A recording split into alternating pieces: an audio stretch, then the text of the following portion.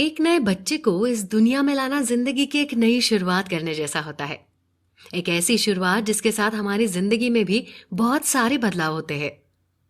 एक माँ जो पहली बार किसी बच्चे को जन्म देती है, उसके अंदर कई हार्मोनल और इमोशनल बदलाव हो सकते हैं। ये एक रोलर कोस्टर की सवारी की तरह होता है, जहाँ एक माँ अपनी पिछली जिंदगी के साथ साथ अपनी नई जिंदगी को भी जीती है।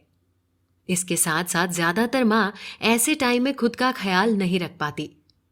कई रिसर्च से पता चला है कि महिलाएं अपनी जरूरतों और अपनी खुशियों को लास्ट में रखती है और हमेशा अपने परिवार के लोगों को पहले रखती है, क्योंकि वो एक पत्नी है, माँ है, हाउसवाइफ है और बहू जैसे कई रोल वो निभाती है।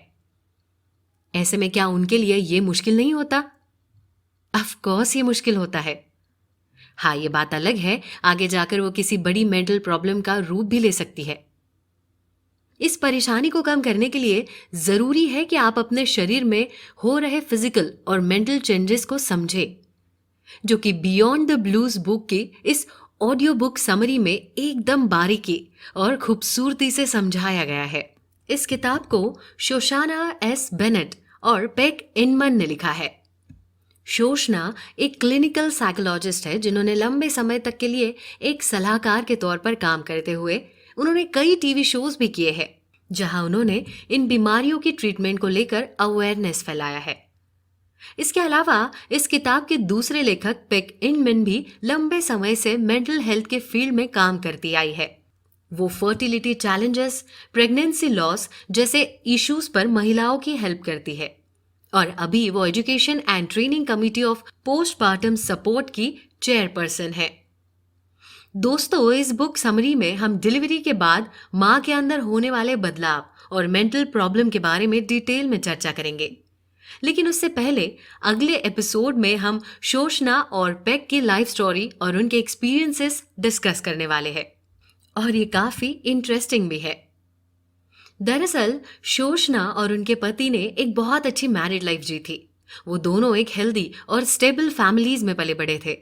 दोनों अपने अपने करियर में सफल भी थे। जी हाँ, शोशना के पति एक ह्यूमन रिसोर्स प्रोफेशनल थे, वही शोशना एक टीचर थी। शोशना ने अपने जॉब के कारण कई साल बच्चों के साथ बिताए थे और इसके अलावा एक समय पर उन्होंने बेबी सिटिंग की जॉब भी की थी। तो चलिए उनके बारे में विस्तार से जानते हैं और इस ऑडियो बुक समरी के नॉलेजफुल सफर को शुरू करते हैं। नमस्कार, मैं हूं प्रियंका। आप सुन रहे हैं शोशना एस बेनेट और डा इंडमन द्वारा लिखी गई किताब बियॉन्ड द ब्लूज की ऑडियो बुक समरी। शोशना ने अपना फ्यूचर हमेशा बच्चों के साथ देखा था। वो बच्चों की देखभाल करने के बारे में काफी कुछ जानती थी और इस बारे में काफी कॉन्फिडेंट भी थी। उसे सेल्फ डिपेंडेंट होने में बहुत अच्छा महसूस होता था और उसे खुद पर गर्व भी था। शोशना के पति हेनरी के परिवार में 5 बच्चे थे। हेनरी और शोशना पेरेंट्स बनना चाहते थे और इसलिए उन्होंने इसकी प्लानिंग भी की। प्रेगनेंसी के दौरान शोशना फिजिकली और इमोशनली बहुत अच्छा महसूस करती थी। फिर बच्चे के जन्म के बाद दोनों ने एक पार्टी ऑर्गेनाइज करने का प्लानिंग किया। बाद में हॉस्पिटल की तरफ से शोशना ने एक क्लास ज्वाइन की। इस क्लास में ब्रीदिंग टेक्निक्स और कुछ टिप्स के बारे में बताया जा रहा था। डिलीवरी के समय शोशना का बच्चा पीछे की ओर खिसक गया, जिसके कारण उसे पीठ में लेबर पेन होने लगा। लास्ट में सी सेक्शन द्वारा शोशना की डिलीवरी की गई। शोशना एक प्रोफेशनल डांसर थी और उन्होंने हमेशा अपने शरीर को वैसा रखा था जैसा वो रखना चाहती थी। लेकिन डिलीवरी के दौरान उन्होंने महसूस किया जैसे वो खुद को खो रही है। उनकी फीलिंग्स पूरी तरह से बदल गई और उनका कॉन्फिडेंस पूरी तरह से टूट गया था। पहले जहां वो इंडिपेंडेंट महसूस करती थी, वही डिलीवरी के बाद वो होपलेस और हेल्पलेस महसूस करने लगी। इन सभी बदलावों के कारण शोशना पोस्ट ट्रॉमेटिक स्ट्रेस डिसऑर्डर से पीड़ित हो गई। डिलीवरी के बाद जब शोशना ने अपनी बेटी को गोद में लिया तो वो इस खुशी को महसूस करना चाहती थी, लेकिन अंदर से वो पूरी तरह से इनसेंसिटिव हो गई थी। जब शोशना डिलीवरी के बाद गायनेकोलॉजिस्ट सेशन में गई तो वो बहुत स्ट्रेस थी। उन्हें इतनी ज्यादा चिंता होने लगी थी कि उन्होंने अपना अपॉइंटमेंट मिस कर दिया और उस दिन पहली बार शोशना को पैनिक अटैक महसूस हुआ था। डिलीवरी से पहले शोषणा का अपने गायनेकोलॉजिस्ट के साथ काफी अच्छा रिलेशन था। शोषणा को लगता था कि उनका गायनेकोलॉजिस्ट उन्हें एक बहुत समझदार पेशेंट समझता है, लेकिन अब उससे मिलने में शोषणा को शर्मिंदगी महसूस हो रही थी। अगले सेशन में शोषणा जब उनसे मिली तो उन्होंने बहुत शर्म के साथ अपनी फीलिंग्स बताते हुए कहा कि अगर जिंदगी ऐसी होने वाली है तो मैं और नहीं जीना चाहती। उनका गायनेकोलॉजिस्ट थोड़ा सा हैरान हुआ और बाद में हंसने लगा। उसने बताया कि सभी नई माताओं को ऐसा ही महसूस होता है, लेकिन ये नॉर्मल बात है। उसने शोषणा को अपने घर का नंबर दिया ताकि वो उसकी पत्नी से बात कर सके और इस बारे में जान सके। फिर इस सेशन के खत्म होते ही शोषणा को सुसाइडल थॉट्स आने लगे। तब उसने गायनेकोलॉजिस्ट की पत्नी को फोन किया। डॉक्टर की पत्नी ने उन्हें बताया कि ये सब नॉर्मल है और ये सब प्रेगनेंसी के कारण हो रहा है, और सब ने भी शोषणा को यही सलाह दी थी। इसलिए उन्होंने नए माताओं के ग्रुप को ज्वाइन कर लिया ताकि वो बाकी माँ के एक्सपीरियंसेस को जान सके। लेकिन ये ग्रुप ज्वाइन करने के बाद उन्होंने अपने आप को पहले से कई ज्यादा अलग महसूस किया। उन्हें एक और परेशानी थी, ब्रेस्ट फीडिंग की।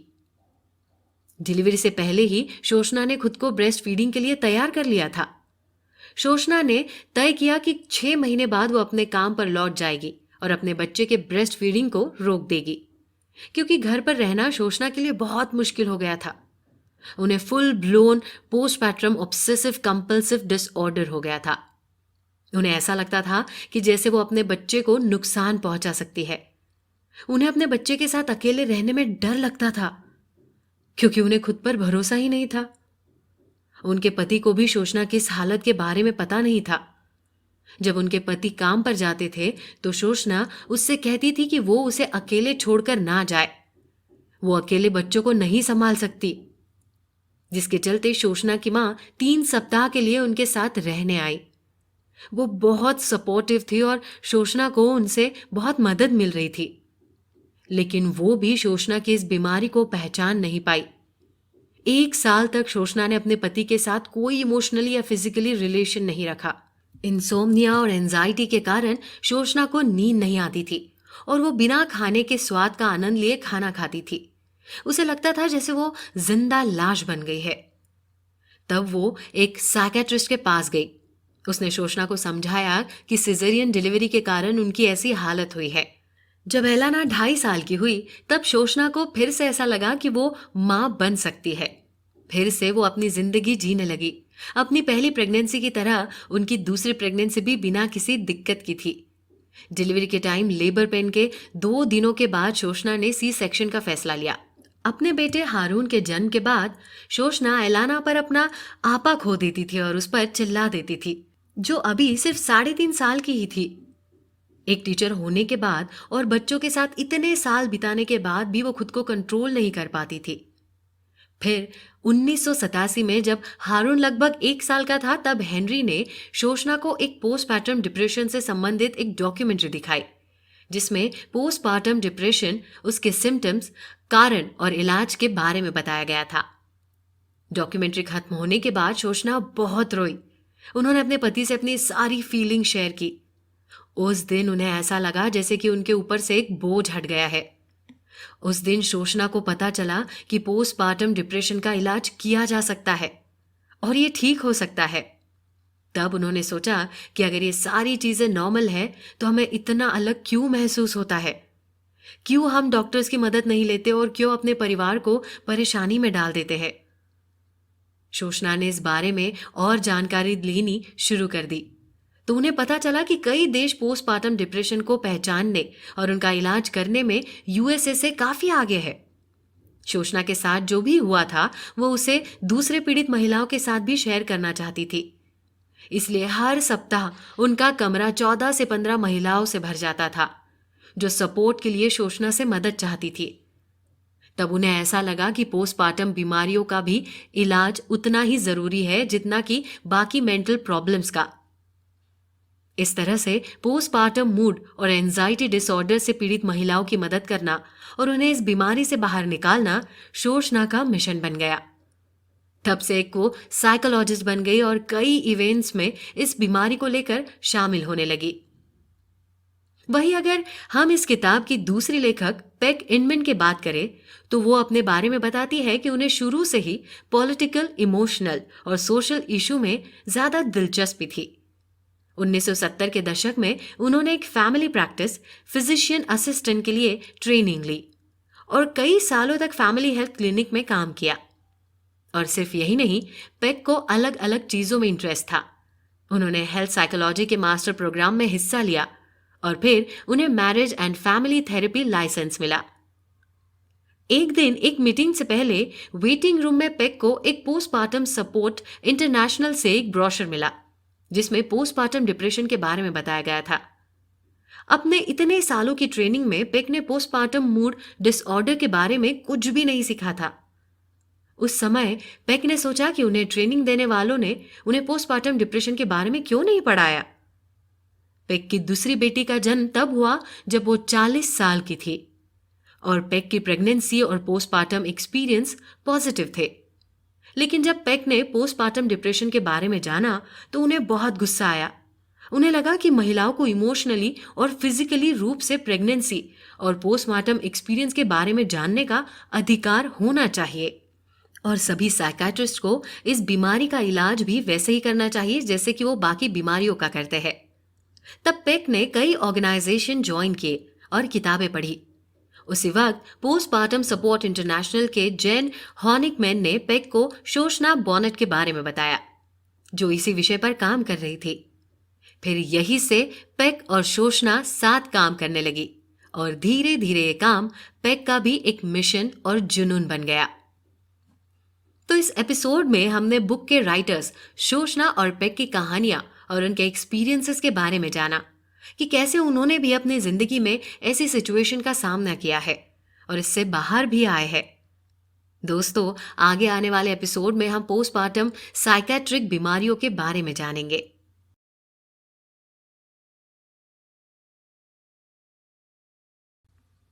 पेरिनेटल मेंटल डिसऑर्डर एक तरह का फिजिकल और इमोशनल बदलाव है जो महिलाओं में बच्चे को जन्म देने के बाद होता है। यानी ये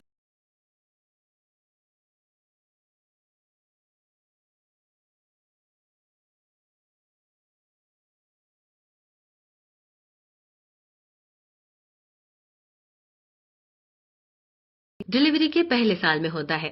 दरअसल प्रेगनेंसी के दौरान महिलाओं में रिप्रोडक्शन हार्मोन एस्ट्रोजन और प्रोजेस्टेरोन का लेवल 10 गुना बढ़ जाता है और फिर डिलीवरी के बाद इसमें तेजी से गिरावट होने लगती है, जिसके चलते ऐसे मूड और एंजाइटी डिसऑर्डर शुरू होने लगते हैं जो ब्रेन के न्यूरोट्रांसमीटर को अफेक्ट करते हैं।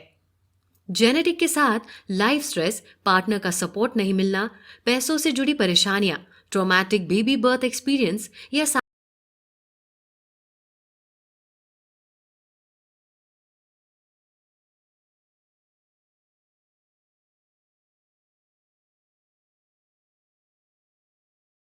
सामाजिक अलगाव भी इसके कारण हो सकते हैं। जिन माता पिता का मिसकैरेज हुआ है या जिन्हें बच्चा लेने में परेशानी का सामना करना पड़ता है, उन्हें मेंटल हेल्थ से जुड़े चैलेंजेस का सामना करने का खतरा बढ़ जाता है। लेकिन इनके कारणों को समझने से और उन पर ध्यान देने से इन सभी परेशानियों को कम किया जा सकता है।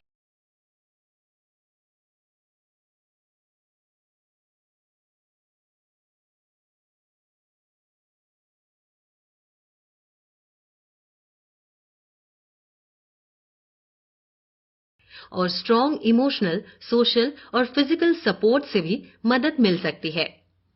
पेरिनेटल मूड और एंजाइटी डिसऑर्डर दूसरे मेंटल डिसऑर्डर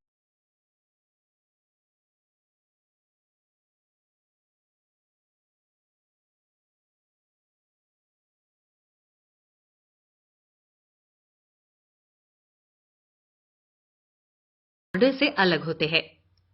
पीमैड यानी कि postmortem mood and anxiety disorder से पीड़ित महिला को हमेशा ऐसा लगता है कि जैसे वो अपने ऊपर से अपना कंट्रोल खो रही है। उसे मूड स्विंग्स होने लगते हैं। फॉर एग्जाम्पल, सुबह 8 बजे उसे बहुत चिंता महसूस होती है तो बाद में 10 बजे वो नॉर्मल महसूस करती है। लेकिन कुछ ही देर बाद 10:30 बजे वो फिर से उदास महसूस करने लगती है। ऐसे ही बार बार उसके मूड में बदलाव आने लगते हैं, जिससे वो खुद भी परेशान हो जाती है। कई मरीज बताते हैं कि उनका पेरिनेटल डिसऑर्डर का एक्सपीरियंस बाकी मेंटल डिसऑर्डर से बिल्कुल अलग था। शोषणा की पोस्टमार्टम क्लाइंट में से एक मरीज ब्रेस्ट कैंसर से पीड़ित थी।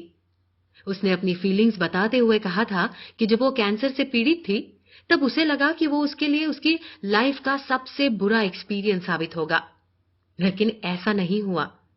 उसके दोस्त, रिश्तेदारों और परिवार ने उसका बहुत ख्याल रखा और इमोशनल सपोर्ट दिया। इससे वो कैंसर से बहुत जल्दी ही रिकवर हो गई। बाद में जब वो मां बनी और पोस्टमार्टम डिप्रेशन से पीड़ित हुई, तब किसी ने इस बात पर ध्यान नहीं दिया।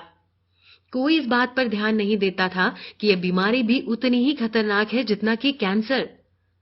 जिन महिलाओं को अपने अंदर इस बीमारी के सिम्टम्स महसूस होते हैं, उन्हें प्रॉपर केयर और ट्रीटमेंट की जरूरत होती है।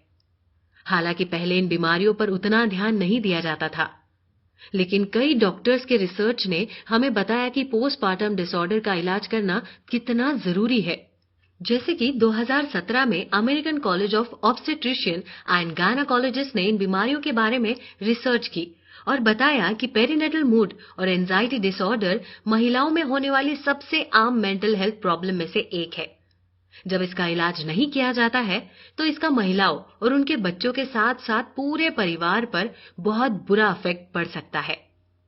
दोस्तों, पेरिनेटल मूड और एंजाइटी डिसऑर्डर लगभग 6 अलग-अलग प्रकार के होते हैं, जिनके बारे में हम आगे बात करेंगे।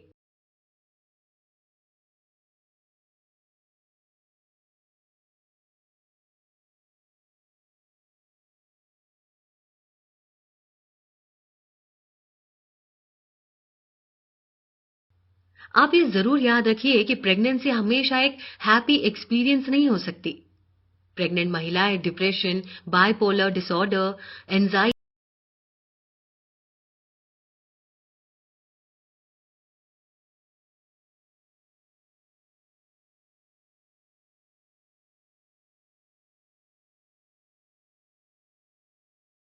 ऑब्सेसिव कंपल्सिव डिसऑर्डर, साइकोसिस और पोस्ट ट्रॉमेटिक स्ट्रेस डिसऑर्डर से पीड़ित हो सकती है। ये किसी पुरानी बीमारी का फिर से होना या किसी नई बीमारी की शुरुआत हो सकती है। लगभग 15% से 23% प्रेग्नेंट महिलाएं डिप्रेस्ड महसूस करती है। प्रेगनेंसी के दौरान होने वाले मेंटल डिसऑर्डर्स के सिम्टम्स सामान्य मेंटल डिसऑर्डर से बहुत मिलते जुलते हो सकते हैं। प्रेगनेंसी में मूड में उतार चढ़ाव होते रहते हैं और ज्यादा समय तक थकान महसूस होती है। लेकिन डिप्रेशन में मूड ज्यादातर डाउन रहता है और हमेशा निराशा रहती है। प्रेगनेंसी के दौरान सेल्फ एस्टीम में कोई बदलाव नहीं होते, लेकिन डिप्रेशन में सेल्फ एस्टीम लो हो जाता है। प्रेगनेंसी के दौरान सोने में भी परेशानी होती है, लेकिन डिप्रेशन में इंसान को नींद ही नहीं आती। प्रेगनेंसी में खुशी महसूस होती है, लेकिन डिप्रेशन में खुशी की कमी रहती है। प्रेगनेंसी में भूख ज्यादा लगती है और अलग अलग चीजें खाने का मन करता है, लेकिन डिप्रेशन में भूख ही नहीं लगती। दोस्तों, इस बात का भी ध्यान रखें कि कभी-कभी हम प्रीनेटल डिप्रेशन को नॉर्मल डिप्रेशन समझ लेते हैं, लेकिन दोनों में बहुत फर्क है। प्रीनेटल डिप्रेशन हार्मोन्स के कारण होते हैं, लेकिन नॉर्मल डिप्रेशन हमारे साथ हुए किसी हादसे के कारण होते हैं और इन दोनों का इलाज भी अलग-अलग तरीकों से होता है। जब प्रेगनेंसी में होने वाले सिम्टम्स बढ़ जाते हैं, तब परेशानी हो सकती है, इसलिए इसका इलाज जरूरी है। हाँ, वो इलाज कई तरह से हो सकता है, जैसे काउंसलिंग और मेडिकेशन से या योगा और ऑक्यूपंक्चर से। दरअसल जरूरी ये है कि आप सबसे अच्छा किससे महसूस करते हैं और आप पर कौन सी थेरेपी जल्दी सूट करती है। प्रेगनेंसी के दौरान ज्यादा स्ट्रेस लेने से फीटस को नुकसान पहुंच सकता है और बच्चे को भी नुकसान पहुंच सकता है। कुछ महिलाएं डिप्रेशन, एंजाइटी या दूसरे मेंटल प्रॉब्लम्स का इलाज कराते समय प्रेग्नेंट हो जाती है।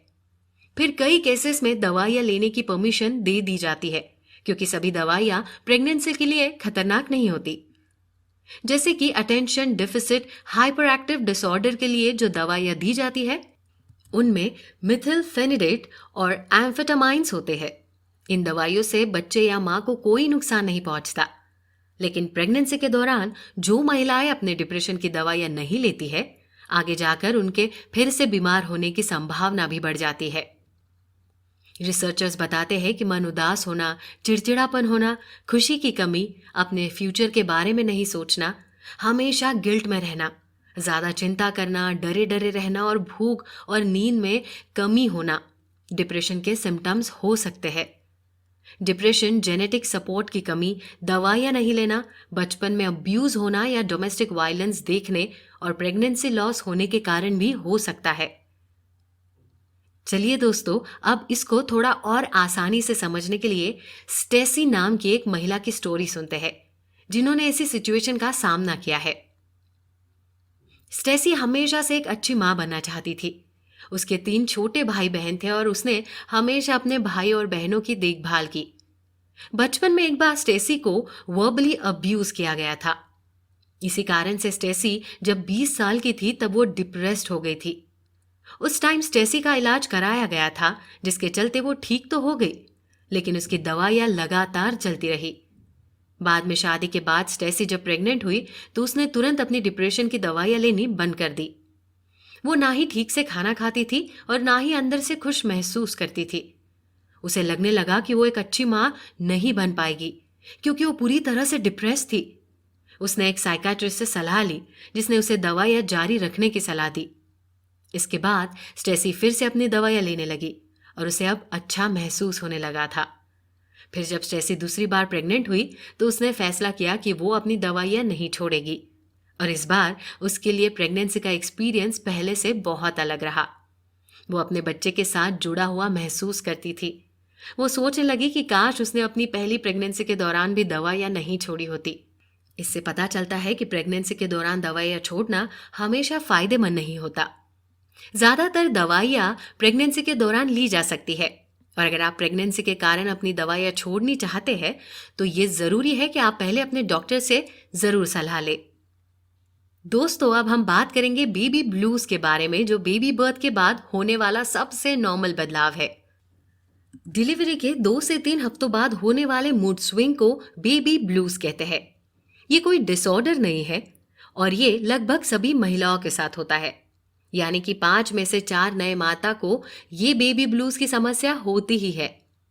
बेबी ब्लूज लगभग 80% महिलाओं में पोस्टपार्टम के बाद पहले सप्ताह में होता है और ये 3 हफ्तों में ठीक भी हो जाता है। ज्यादातर लोगों को बच्चे के जन्म के 2-3 दिन बाद बेबी ब्लूज महसूस होता है। ये बदलाव 2 सप्ताह तक महसूस हो सकते हैं और आमतौर पर अपने आप ठीक भी हो जाते हैं और इसे किसी स्पेशल ट्रीटमेंट की जरूरत भी नहीं होती। लेकिन अगर बेबी ब्लूज 2 सप्ताह से अधिक समय तक रहता है तो आपको अपने डॉक्टर से सलाह लेनी चाहिए। जन्म के बाद होने वाले हार्मोन्स चेंज बेबी ब्लूज का कारण बन सकते हैं। डिलीवरी के बाद एस्ट्रोजन और प्रोजेस्टेरॉन हार्मोन की मात्रा अचानक कम हो जाती है, जिससे मूड स्विंग होता है। अच्छी नींद न लेना और ठीक से खाना न खाना इन प्रॉब्लम्स को बढ़ा सकता है। मूडीनेस, रोना, उदासी, कंसंट्रेशन की कमी और छोटी छोटी बातों को भूलना बेबी ब्लूज के नॉर्मल सिम्टम्स होते हैं। हार्मोन में बदलाव, फिजिकल और इमोशनल स्ट्रेस, थकान और नींद की कमी भी इसके कारण हो सकते हैं। चलिए दोस्तों, बेबी ब्लूज को और अच्छे से समझने के लिए हम डेबोरा की कहानी सुनते हैं। डेबोरा अपने बच्चों के जन्म के 1.5 हफ्ते बाद तक बिना कारण रोती थी। कभी कभी लगता था कि उसने बच्चा पैदा करके कोई बड़ी गलती कर दी है। फिर उसने 2 हफ्ते बाद मॉम्स क्लब जाना शुरू किया, जहां उसे नई माताओं से मिलने का मौका मिला। तब उसे थोड़ी राहत मिली। धीरे धीरे वो नॉर्मल हो गई और फिर पहले की तरह अपनी जिंदगी जीने लगी। डिलीवरी के बाद डेबोरा जो एक्सपीरियंस कर रही थी वो सब नॉर्मल था और उसके सिम्टम्स भी नॉर्मल थे, इसलिए उसे कोई स्पेशल ट्रीटमेंट की जरूरत ही नहीं थी। उसे ठीक होने के लिए बस अच्छी नींद, खुद के लिए टाइम और लोगों के साथ मेल जोल करने की जरूरत थी। दोस्तों, अब हम बात करेंगे पोस्टपार्टम डिप्रेशन और एंजाइटी के बारे में। पोस्टपार्टम डिप्रेशन और एंजाइटी की शुरुआत धीरे धीरे होती है, लेकिन कभी कभी ये तेजी से भी हो सकता है। ज्यादा चिंता और डर, चिड़चिड़ापन और गुस्सा, सोने में परेशानी या बहुत अधिक सोना, बहुत अधिक थकान, बच्चे के साथ कम लगाव, खुशी की कमी, वजन का बढ़ना या घटना इसके सिम्टम्स हो सकते हैं।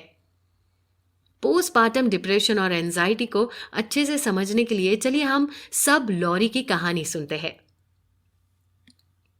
लॉरी अपने आने वाले बच्चे को लेकर बहुत एक्साइटेड थी। उसकी प्रेगनेंसी बहुत अच्छी गुजर रही थी। उसे पहले ही बेबी ब्लूज के बारे में भी वार्निंग दे दी गई थी, लेकिन लॉरी इसे होने से रोक नहीं पाई। उसे ना के बराबर भूख लगती थी। उसने खाने की बहुत कोशिश की थी, लेकिन वो नहीं कर पा रही थी। रात में उसे सोने में भी परेशानी होती थी। वो डिसीजन नहीं ले सकती थी। उसे माइंड कॉन्सेंट्रेट करने में परेशानी होती थी और वो अपने बच्चे के साथ अकेले नहीं रहना चाहती थी, क्योंकि वो खुद को अपने बच्चे के लिए खतरा मानती थी। उसका मन सब कुछ छोड़कर भाग जाने का करता था। वो अपने दोस्तों, परिवार और रिश्तेदारों से अलग हो गई थी। वो समझ ही नहीं पा रही थी कि उसे ऐसा महसूस क्यों हो रहा है। उसके पास सब कुछ था, एक अच्छा पति, एक अच्छा घर, अच्छा परिवार और एक सुंदर सा बच्चा। फिर भी लॉरी को लगने लगा कि वो दुनिया की सबसे बुरी माँ है, और तो और वो माँ बनने की लायक ही नहीं है। बाद में लॉरी ने साइकोथेरेपी लेनी शुरू कर दी, जिसमें नींद के लिए कुछ दवाइयाँ और डिप्रेशन के लिए ट्रांसक्रेनियल मैग्नेटिक स्टिमुलेशन शामिल था। 4 सप्ताह के टीएमएस सेशन के बाद वो डिप्रेशन से बाहर आ गई। वो अपना ख्याल रखने लगी। भूख न लगने पर भी हमेशा कुछ न कुछ खाते रहती और अपने आप को थोड़ा टाइम देती।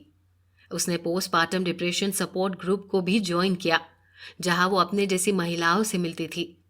कुछ महीने बाद उसे अच्छा महसूस होने लगा और वो पूरी तरह ठीक हो गई। लॉरी के मामले में उसे कुछ अलग इलाज की जरूरत थी, क्योंकि उसकी बीमारी भी डेबोरा से अलग थी। यहाँ हम ये बात समझ सकते हैं कि पोस्टपार्टम मेंटल डिजीज के भी कुछ सिम्टम्स एक जैसे हो सकते हैं, लेकिन बीमारियां अलग अलग होती है। इसलिए हमें किसी भी तरह की दवाइयां लेने से पहले किसी स्पेशलिस्ट के पास जरूर चले जाना चाहिए। दोस्तों, अब हम बात करेंगे अगले मेंटल डिसऑर्डर यानी कि ऑब्सेसिव कंपल्सिव डिसऑर्डर या ऑब्सेसिव कंपल्सिव डिसऑर्डर के बारे में हमारे अगले एपिसोड में।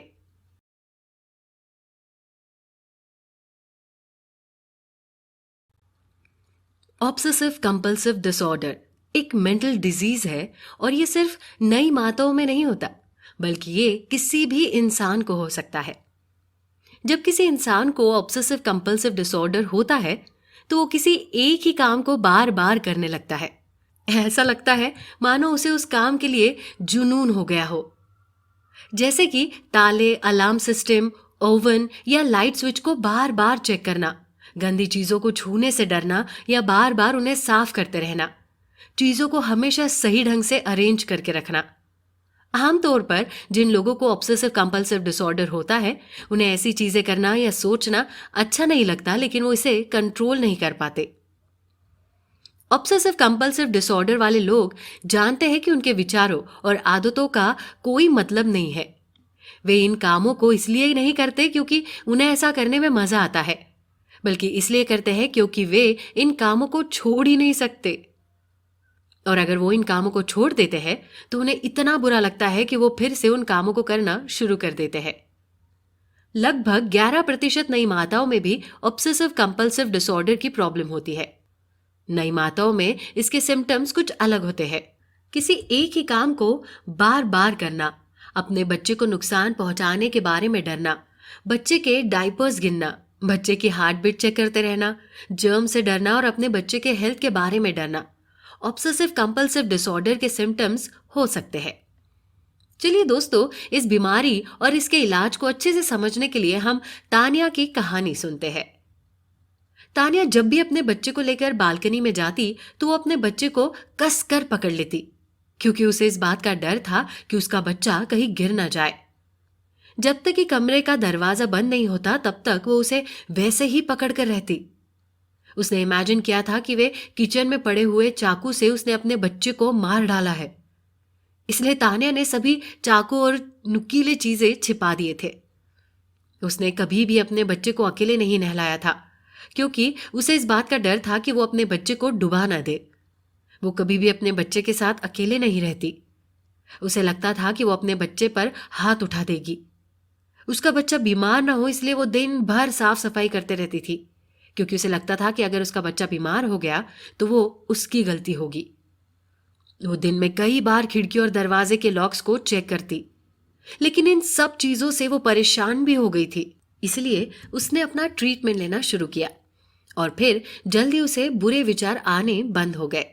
उसकी भूख भी वापस आ गई। उसके थेरेपिस्ट ने उसे सुझाव दिया कि वो एक हेल्पिंग ग्रुप में शामिल हो जाए और उसने तानिया को कई महिलाओं के नाम और नंबर भी दिए जिन्हें इन सब का एक्सपीरियंस था और जिन्हें कभी पोस्टपार्टम ऑब्सेसिव कंपल्सिव डिसऑर्डर हुआ था। फिर कुछ समय तक ट्रीटमेंट चलने के बाद तानिया पूरी तरह से ठीक हो गई।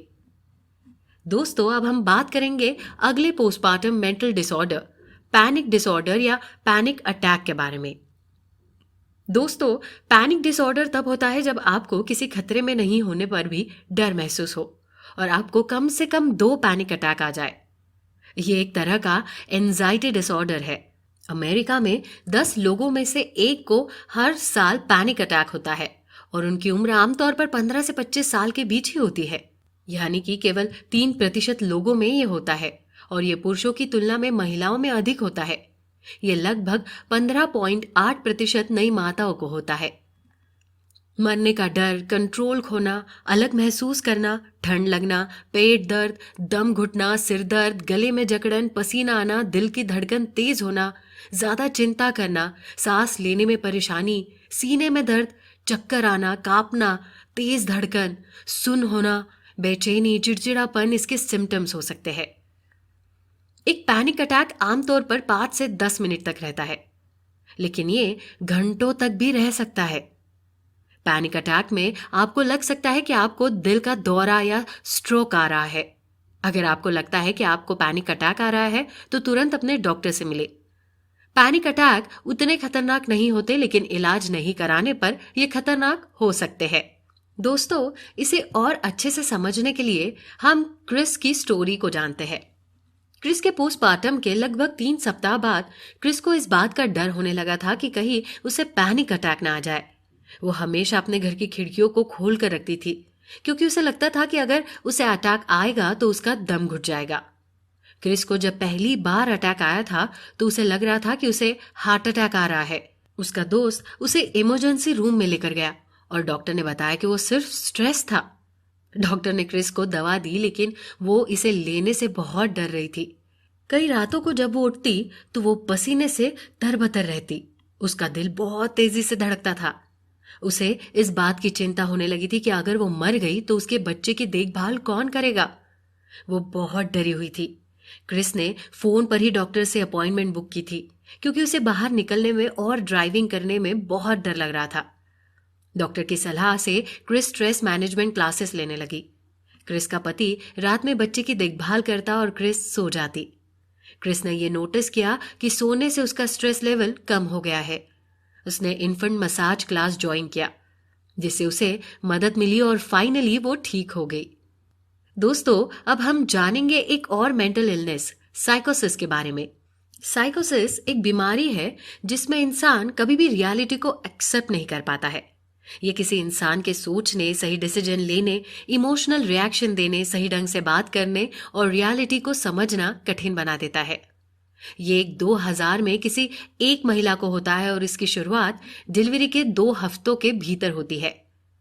उन चीजों को देखना या सुनना जो रियल नहीं है, ऐसी बातें कहना जो दूसरों को समझ नहीं आती, इल्यूजन होना, गुस्सा करना, बेढंगी बातें करना, अजीब बिहेव करना, धीरे धीरे काम करना, किसी भी काम में रुचि न दिखाना, अपनी फीलिंग्स को जाहिर करने में परेशानी होना, इसके सिम्टम्स हो सकते हैं। लेकिन लोगों में हमेशा एक ही सिम्टम्स नहीं होते, वो अलग अलग लोगों में अलग अलग हो सकते हैं। दोस्तों, साइकोसिस को अच्छे से समझने के लिए चलिए हम माइक की स्टोरी सुनते हैं। माइक की पत्नी ग्लोरिया की प्रेगनेंसी बहुत अच्छे से कंप्लीट हुई थी। उसने एक बेटे को जन्म दिया, लेकिन उसके जन्म के कुछ दिन बाद ही ग्लोरिया किसी दूसरी दुनिया में ही रहने लगी थी। वो बहुत कम बातचीत करती। माइक उसे पर्सनल डॉक्टर के पास लेकर गए। वहां वो मुश्किल से सवालों के जवाब दे पाती। तब डॉक्टर ने उसे हॉस्पिटल ले जाने को कहा। जब वो दोनों हॉस्पिटल पहुंचे तो ग्लोरिया डर गई और चिल्लाने लगी। फिर भी उसे ट्रीटमेंट दी गई। उसकी दवाइयों ने बहुत जल्दी असर किया और 1 सप्ताह के बाद वो घर आ गई। वो हमेशा अपनी दवाइयाँ टाइम पर लेती थी और टाइम के साथ उसकी दवाएं बंद कर दी गई। आज ग्लोरिया और माइक के 2 बच्चे हैं और ग्लोरिया पूरी तरह से ठीक है। दोस्तों, अब हम बात करेंगे पोस्ट ट्रॉमेटिक स्ट्रेस डिसऑर्डर के बारे में। पोस्ट ट्रॉमेटिक स्ट्रेस डिसऑर्डर कभी किसी दर्दनाक घटना जैसे अब्यूज, सेक्सुअल मोलेस्टेशन या ट्रॉमेटिक बेबी बर्थ के कारण हो सकता है। ये लगभग 6% महिलाओं में होता है। चिड़चिड़ापन, बहुत ज्यादा सतर्क होना, खुद को नुकसान पहुंचाने वाला व्यवहार, सामाजिक अलगाव, फ्लैशबैक, डर, चिंता, अविश्वास, किसी भी काम में रुचि की कमी, अकेलापन, नींद नहीं आना, भावनात्मक अलगाव, बार बार बुरे सपने आना और ज्यादा स्ट्रेस लेना इसके सिम्टम्स हो सकते हैं। पोस्ट ट्रॉमेटिक स्ट्रेस डिसऑर्डर को अच्छे से समझने के लिए हमें जेनिफर की कहानी सुननी होगी। अपनी डिलीवरी के बाद जेनिफर बहुत असुरक्षित महसूस कर रही थी। उसे लगा जैसे कि उसने ऐसा दर्द बचपन में भी झेला है। उसे इस बात पर गुस्सा आ रहा था कि बचपन में उसके साथ जो हुआ वो आज भी उसे इतना परेशान कैसे कर रहा है। वो अपने पति को अपने बच्चे के साथ अकेला नहीं छोड़ती थी क्योंकि उसने अपने पति पर भी भरोसा नहीं था। उसे लगने लगा कि वो एक नॉर्मल मां नहीं बन पाएगी। जेनिफर ने एक पोस्टमार्टम डॉला को काम पर रखा जिसने 2 महीने तक उसकी और बच्चे की देखभाल की।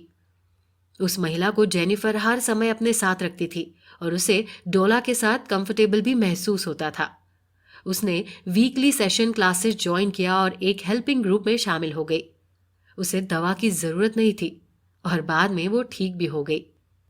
अब हम जानेंगे बाइपोलर स्पेक्ट्रम डिसऑर्डर के बारे में।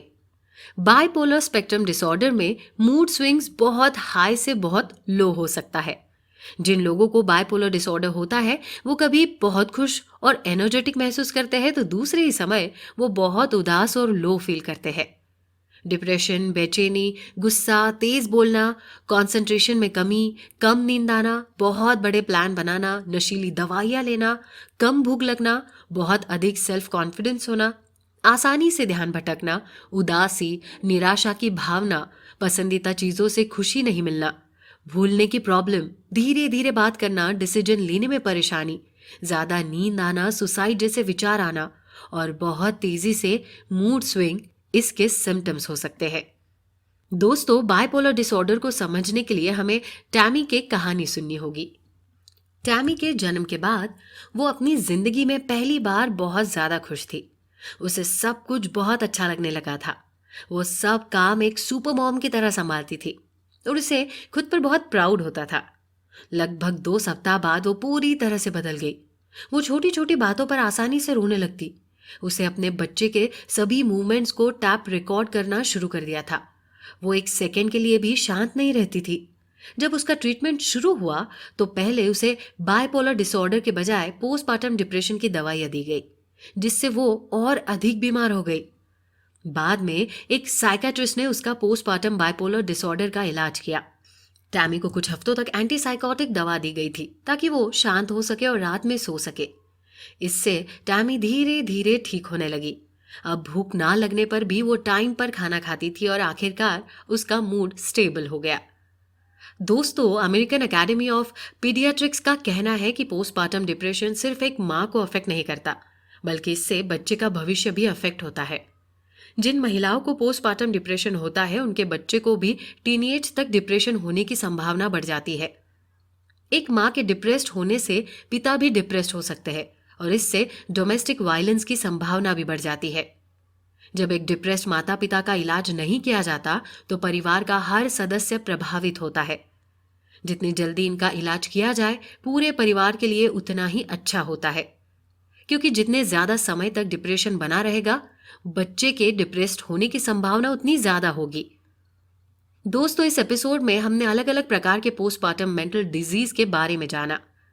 अब हम जानेंगे कि बच्चा होने के बाद पार्टनर्स कैसे एक दूसरे को सपोर्ट कर सकते हैं और कैसे मिलकर अपने बच्चों की देखभाल कर सकते हैं। तो चलिए चलते हैं अगले एपिसोड की ओर। दोस्तों, इस एपिसोड में हम बात करने वाले हैं कि हमें अपने पार्टनर की हेल्प कैसे करनी चाहिए, क्योंकि जितनी जल्दी पार्टनर्स एक दूसरे को समझने लगेंगे उतना ही उन्हें फायदा होगा। जितनी जल्दी एक पुरुष ये समझेगा कि एक महिला क्या महसूस कर रही है उतनी ही अच्छी तरह से वो उसे सपोर्ट कर पाएगा।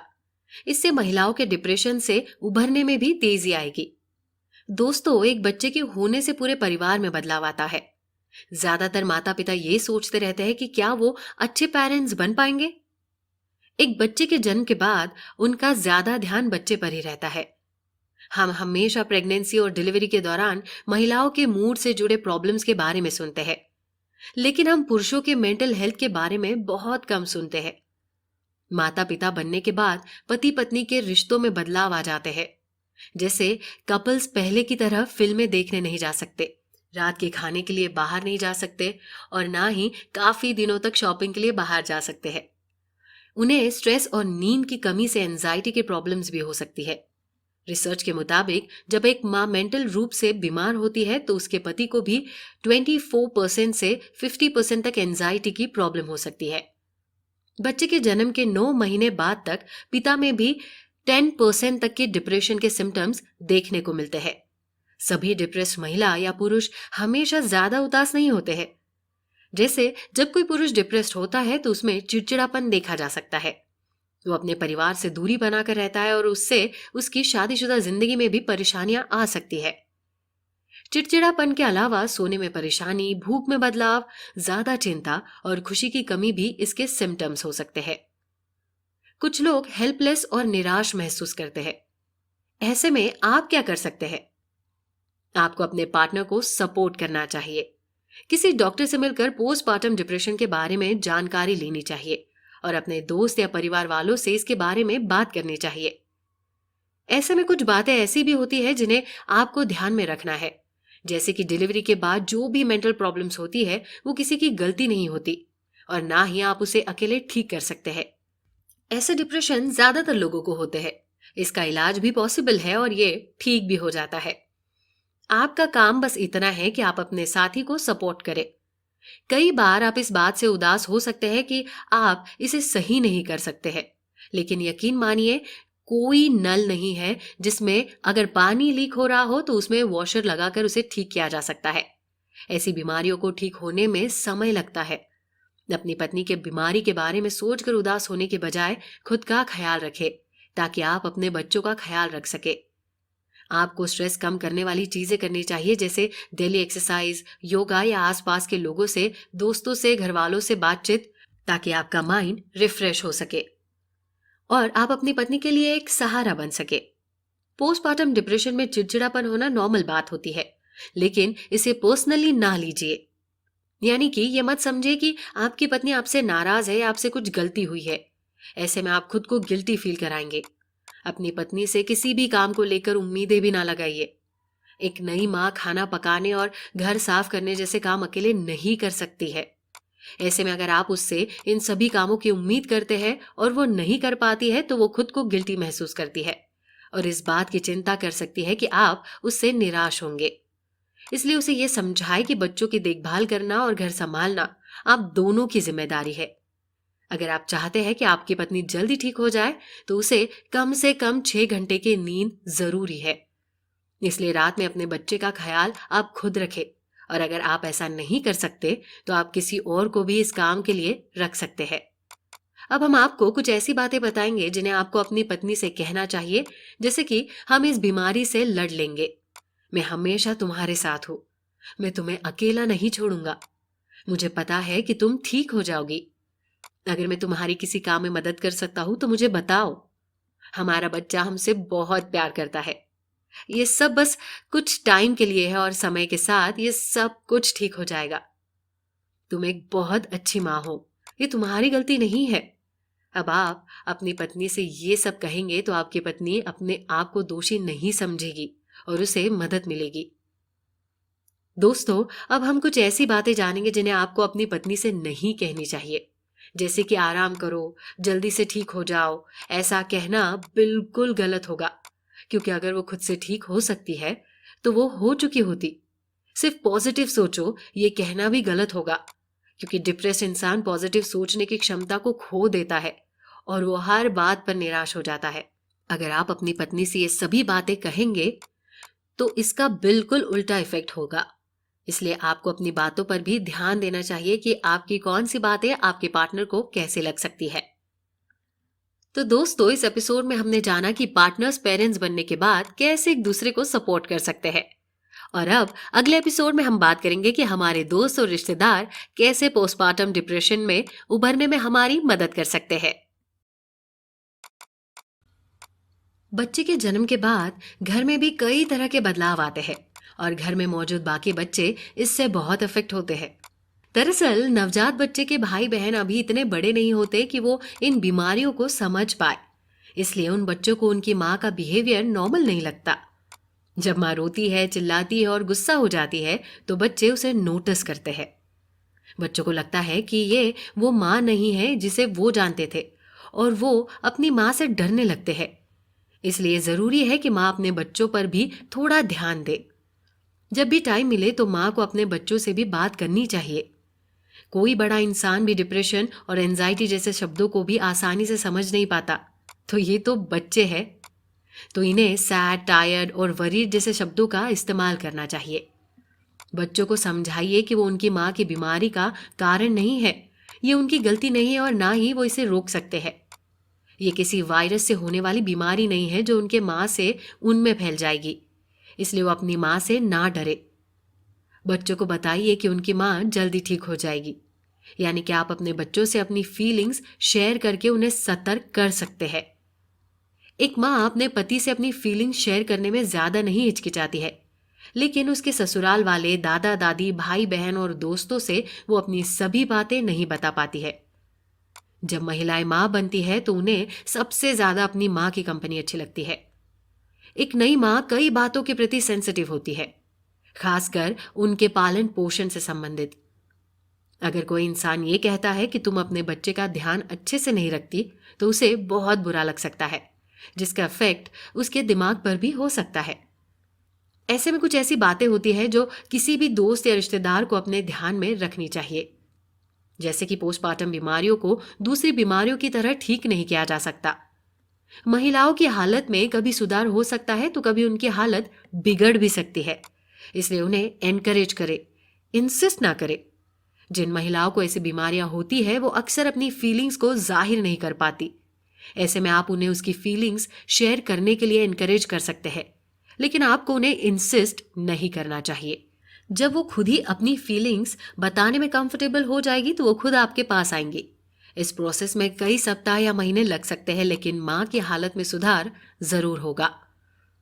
दोस्तों, अब हम कुछ ऐसी बातें जानेंगे जिन्हें हमें किसी नई माँ से जरूर कहना चाहिए, जैसे कि मैं तुम्हारे लिए यहाँ हूँ, मुझे दुख है कि तुम बीमार हो और मुझे पता है कि तुम्हें बुरा लग रहा होगा, तुम ठीक हो जाओगी। ऐसी बातें कहने से कोई भी महिला अपने आप को कंफर्टेबल महसूस करेगी। और इसी तरह कुछ ऐसी बातें भी हैं जिन्हें हमें किसी भी डिप्रेस महिला से नहीं कहनी चाहिए, जैसे कि आगे बढ़ो और सब भूल जाओ। ऐसा कहना तो बहुत आसान होता है, लेकिन करना उतना ही मुश्किल, क्योंकि कोई अपनी यादों को कंट्रोल नहीं कर सकता। मुझे नहीं लगता कि ये कोई बड़ी बात है। आपको पता होना चाहिए कि डिप्रेस्ड इंसान को छोटा काम भी बहुत मुश्किल लग सकता है। डिप्रेशन हर चीज को बड़ा महसूस कराता है।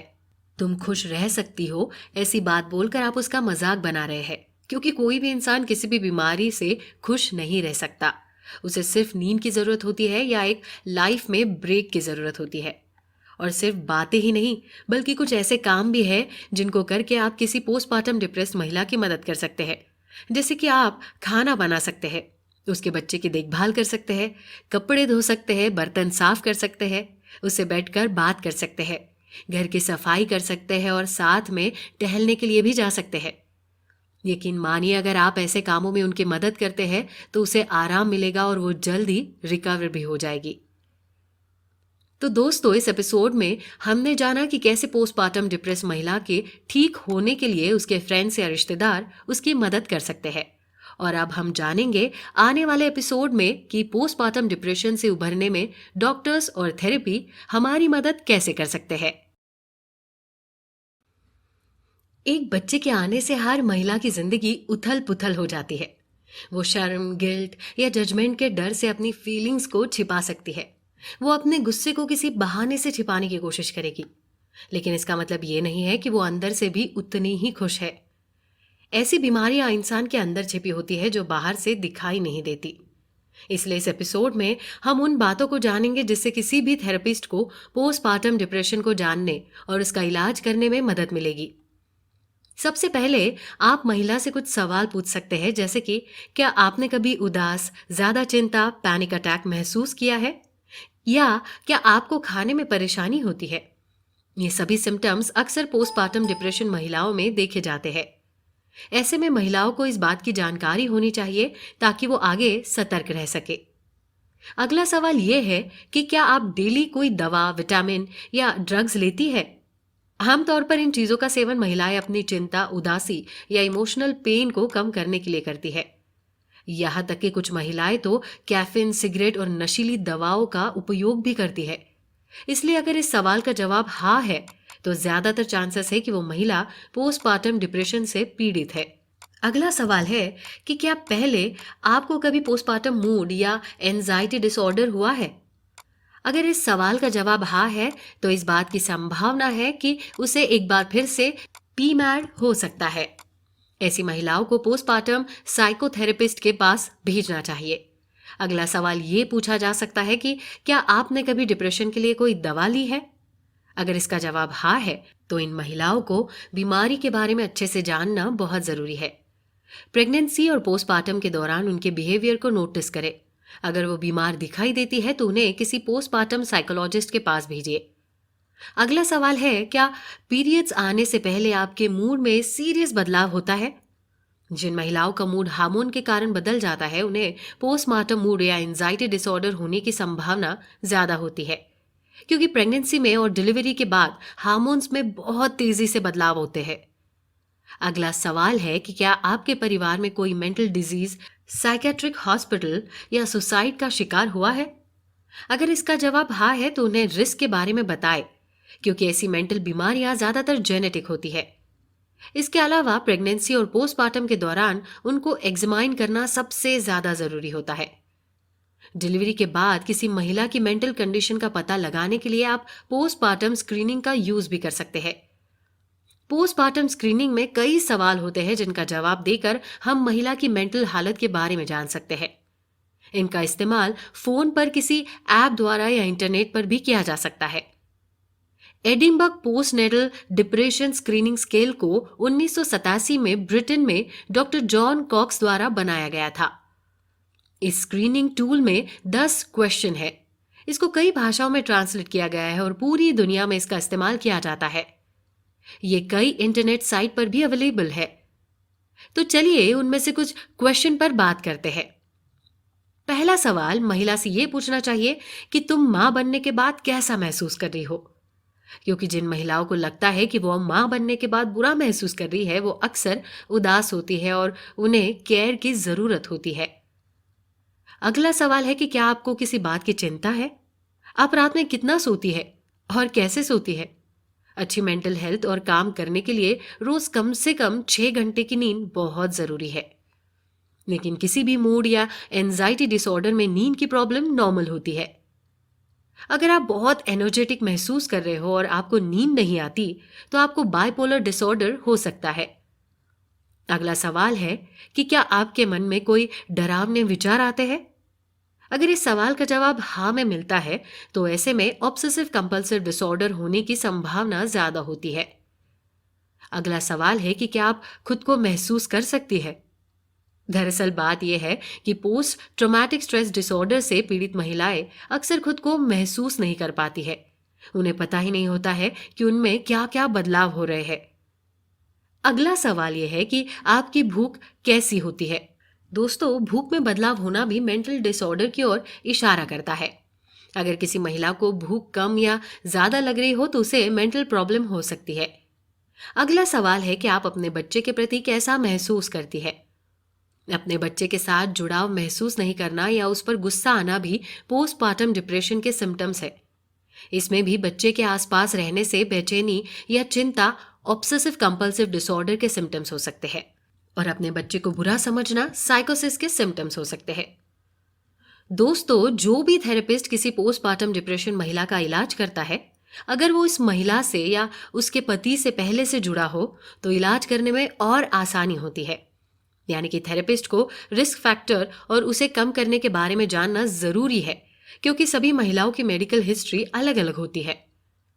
बाइपोलर डिसऑर्डर या साइकोसिस से पीड़ित महिलाओं को एक अच्छे पोस्टपार्टम साइकोथेरेपिस्ट की जरूरत होती है।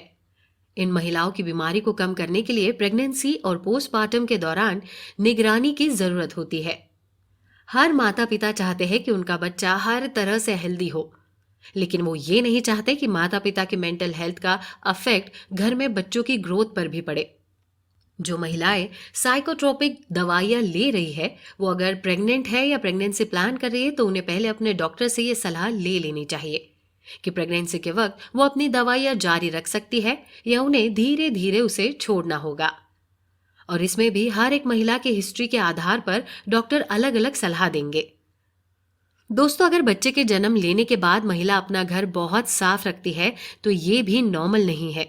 इसलिए आपको एक सपोर्टिव माहौल बनाने की जरूरत है, जैसे कि सूरज की रोशनी आने के लिए पर्दे खोलना, शोर खत्म करने के लिए घर को शांत करना। महिलाओं को आधी रात में भी बच्चों को दूध पिलाना होता है। अगर उन्हें ब्रेस्ट फीडिंग से जुड़ी परेशानियों को झेलना पड़ रहा है तो उसे sexual abuse, child birth trauma, obsessive compulsive disorder, depression और एंजाइटी से जोड़ा जा सकता है। यही कारण है कि जो महिलाएं डिप्रेस्ड होती है वो जल्द ही ब्रेस्ट फीडिंग करना छोड़ देती है। लेकिन अचानक ब्रेस्ट फीडिंग छोड़ने से एंजाइटी डिसऑर्डर हो सकता है, खासकर तब जब महिला पहले से सेंसिटिव हो।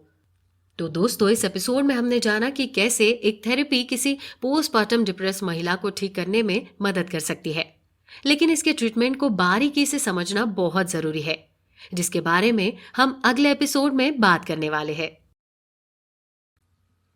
आज जैसे जैसे साइंस का डेवलपमेंट होता जा रहा है, हमारे कई बिलीव्स और सोच बदलती जा रही है। दोस्तों, पेरिनेटल मूड और एंजाइटी के बारे में रिसर्च ने हमें कई नई चीजें सिखाई है।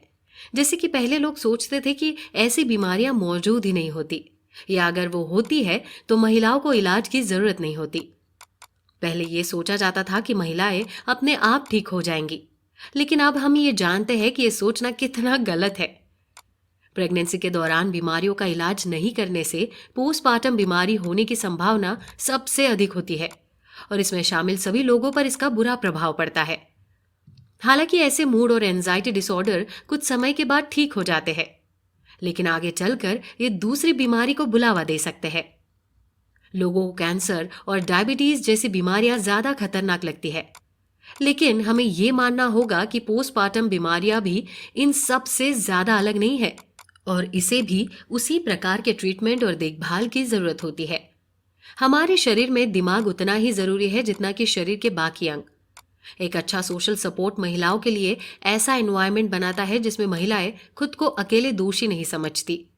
ये सोशल सपोर्ट इमोशनल सपोर्ट के साथ साथ फिजिकल हेल्प के रूप में भी हो सकता है। कई रिसर्च से पता चला है कि जिन महिलाओं को सोशल सपोर्ट और इमोशनल सपोर्ट मिलता है वो ऐसे डिप्रेशन से जल्दी बाहर आ जाती है। दोस्तों, पीपीडी का ट्रीटमेंट डिप्रेशन की गंभीरता पर भी डिपेंड करता है। उसी से पता चलता है कि इसका इलाज दवा और सलाह के आधार पर किया जा सकता है या नहीं। वैसे तो बेबी ब्लूज आमतौर पर कुछ दिनों से लेकर 1 से 2 सप्ताह के बाद तक अपने आप ठीक हो जाते हैं। बस इस बीच आप जितना हो सके आराम करिए, परिवार और दोस्तों से मदद लीजिए, दूसरी नई माताओं से मिलिए, अपना ख्याल रखने के लिए समय निकालिए और सबसे खास बात, शराब और नशीली दवाओं से खुद को दूर रखिए। इसके अलावा डिलीवरी के बाद पोस्टपार्टम डिप्रेशन का इलाज टॉक थेरेपी से भी किया जाता है। टॉक थेरेपी के लिए ज्यादातर आपको साइकोलॉजिस्ट के पास जाने की सलाह दी जाती है। कारण यह है कि साइकोलॉजिस्ट के साथ अपनी प्रॉब्लम्स के बारे में बात करने में मदद मिलती है और हम कंफर्टेबल भी महसूस करते हैं। हालांकि कभी कभी फैमिली या रिलेशनशिप थेरेपी भी मदद करती है। दवाइयों में आपका डॉक्टर आपको एंटी डिप्रेसिंग की सलाह दे सकता है। अगर आप ब्रेस्ट फीडिंग कराती है तो दूध के माध्यम से यह दवाइयां आपके बच्चे के शरीर में भी मिल सकती है, लेकिन ज्यादातर एंटी डिप्रेसेंट का उपयोग ब्रेस्ट फीडिंग के दौरान किया जा सकता है, जिससे आपके बच्चे के लिए साइड इफेक्ट का खतरा बहुत कम होता है। दोस्तों, अगर ठीक से ट्रीटमेंट हो तो पोस्टपार्टम डिप्रेशन के सिम्टम्स में सुधार हो सकता है और ठीक होने के बाद भी कुछ समय तक ट्रीटमेंट जारी रखना बहुत जरूरी होता है। दोस्तों, इस बात का ध्यान रखना बेहद जरूरी है कि पोस्टपार्टम साइकोसिस को जल्द से जल्द ट्रीटमेंट की जरूरत होती है। अगर हम इसका इलाज दवाइयों से कर रहे हैं तो दवाइयों में एंटी साइकोटिक दवाइयां, मूड स्टेबलाइजर्स और बेंजोडाइजेपाइन इस बीमारी के सिम्टम्स को कंट्रोल कर सकते हैं। वहीं अगर आपका डिप्रेशन सीरियस है तो आपको इलेक्ट्रोकॉन्वल्सी थेरेपी की भी जरूरत है। इलेक्ट्रोकॉन्वल्सी थेरेपी एक ऐसी थेरेपी है जिसमें ब्रेन में हल्के इलेक्ट्रिक करंट पास किए जाते हैं। यह आपके ब्रेन के हार्मोन्स को चेंज करता है, जिससे डिप्रेशन और साइकोसिस के सिम्टम्स कम हो जाते हैं। दोस्तों, पोस्टमार्टम ऑब्सेसिव कंपल्सिव डिसऑर्डर का इलाज करने के लिए सबसे पहले आपको अपनी हेल्थ को मॉनिटर करना चाहिए। अगर आपको ऑब्सेसिव कंपल्सिव डिसऑर्डर के सिम्टम्स दिखाई दे रहे हैं तो किसी साइकेट्रिस्ट या थेरेपिस्ट की सलाह ले। अगर आप खुद से इस बीमारी को ठीक करना चाहते हैं तो उन छोटी छोटी चीजों को नजरअंदाज करें जिनके प्रति आप ऑब्सेस्ड है। अगर आप खुद को कंट्रोल कर लेते हैं तो आप इस बीमारी को खुद ठीक कर सकते हैं। लेकिन अगर आप ऐसा नहीं कर पा रहे हैं तो आपको किसी डॉक्टर से मिलना ही होगा। अगर हम पैनिक डिसऑर्डर की बात करें तो इसके इलाज में समय लग सकता है, लेकिन यह इम्पॉसिबल नहीं है। ज्यादातर इसके ट्रीटमेंट में 2 थेरेपी का इस्तेमाल किया जाता है। इसमें रोगी को अच्छे माहौल में रखा जाता है जहां उसे अपने मन पर काबू पाने में मदद की जाती है। थेरेपी की मदद से विचारों को बदलने की कोशिश की जाती है ताकि वो अपनी बनाई इमेजिनरी दुनिया से बाहर निकल कर आ सके। दोस्तों, इसकी पहली थेरेपी का नाम कॉग्निटिव बिहेवियरल थेरेपी है। इस थेरेपी में मरीज का इलाज उसकी सोच और कामों को ध्यान में रखते हुए किया जाता है। मरीजों को कहा जाता है कि वो उन सभी बातों को याद करे जिनसे उन्हें डर लगता है, और बाद में एक एक करके उन सभी तरह के डर को निकालने की कोशिश की जाती है। यानी कि मरीज को इस बात का विश्वास दिलाया जाता है कि वो जो भी सोच रहा है वो बस उसकी इमेजिनेशन है और असल में ऐसा कुछ नहीं है। दूसरी थेरेपी का नाम एक्सपोजर थेरेपी है। इस थेरेपी में जब मरीज को अटैक आते हैं तो उन्हें फिजिकल और मेंटल बदलाव को एक्सपीरियंस कराया जाता है ताकि आगे से ऐसी सिचुएशन में भी वो नॉर्मल रहे और खुद को संभाल सके। इस थेरेपी से मरीज के अंदर कॉन्फिडेंस बढ़ता है। दोस्तों, थेरेपी के अलावा इस बीमारी का इलाज भी दवाइयों से किया जा सकता है। आमतौर पर पैनिक अटैक से पीड़ित मरीज को एंटी डिप्रेशन दवाइयां दी जाती है। ये दवाइयां मरीज को शांत करने में मदद करती है और मरीज डिप्रेशन फ्री महसूस करने लगता है। इस तरह से पैनिक डिसऑर्डर का इलाज 3 तरीकों से किया जा सकता है। दोस्तों, पोस्ट ट्रॉमेटिक स्ट्रेस डिसऑर्डर का इलाज भी कॉग्निटिव और एक्सपोजर थेरेपी से किया जाता है। इस बीमारी का इलाज खुद से पॉसिबल नहीं है। इसका इलाज साइकेट्रिस्ट द्वारा ही पॉसिबल है और इसका इलाज लंबे समय तक या जिंदगी भर चल सकता है।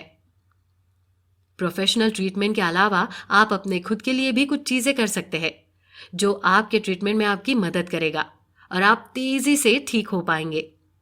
इसके लिए आप सबसे पहले अपने लिए एक हेल्दी डेली रूटीन बनाएं जिसमें अपने बच्चे के साथ टहलना और एक्सरसाइज करने जैसी चीजें शामिल हो।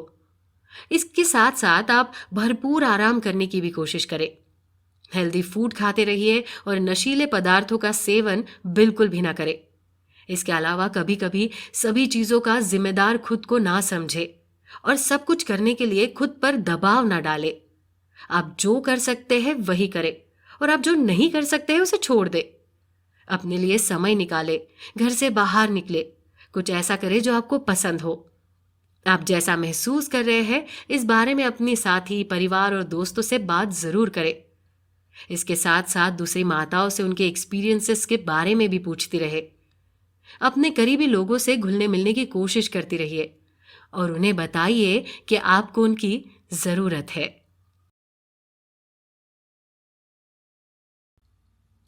दोस्तों, माता पिता बनना जिंदगी की सबसे बड़ी खुशी और सबसे बड़ी चुनौती होती है। इसके बाद आपकी जिंदगी में सब कुछ बदल जाता है। आपके ऊपर एक बच्चे की जिम्मेदारी के साथ साथ पूरे परिवार की जिम्मेदारी भी होती है। लेकिन कभी अगर ये जिम्मेदारी निभाने में कोई कमी रह जाए तो इसे उतना बड़ा मुद्दा ना बनाए जितना बड़ा आप अक्सर बना लेते हैं और फिर सोच में डूब जाते हैं। इस बात को हमेशा याद रखिए कि आप अकेले ही इन सभी जिम्मेदारियों को नहीं निभा सकते। इसलिए आपको अकेले बीमार होने की या परेशान होने की जरूरत ही नहीं है। आप अपने बच्चे के लिए रात भर जाग रहे होते हैं, उसके खाने पीने, सोने और सभी चीजों की देखभाल कर रहे होते हैं। इन सभी बदलाव से कुछ समय के लिए आप थका हुआ महसूस कर सकते हैं, लेकिन यकीन मानिए कुछ समय बाद आपको बहुत अच्छा महसूस होने लगता है जब आपको इन सब की आदत हो जाती है। तब ये थका देने वाली चीजें आपको सुकून देने लगती है। इसका मतलब कि बस अगर आपको किसी चीज की जरूरत है तो वो है कुछ समय की, जो आपको खुद को और अपने पार्टनर को इस नए बदलाव को समझने के लिए देने की जरूरत है। फिर आप अपने आप महसूस करेंगे कि सब कुछ समय के साथ ठीक होता जा रहा है।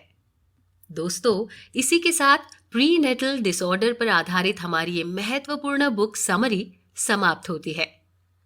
उम्मीद है कि आपके लिए ये बुक समरी हेल्पफुल साबित हुई होगी, और कितनी हेल्पफुल साबित हुई है ये आप हमें कमेंट बॉक्स में लिखकर जरूर बताइएगा। और सुनते रहिए कुकू एफएम, सुने जो मन चाहे।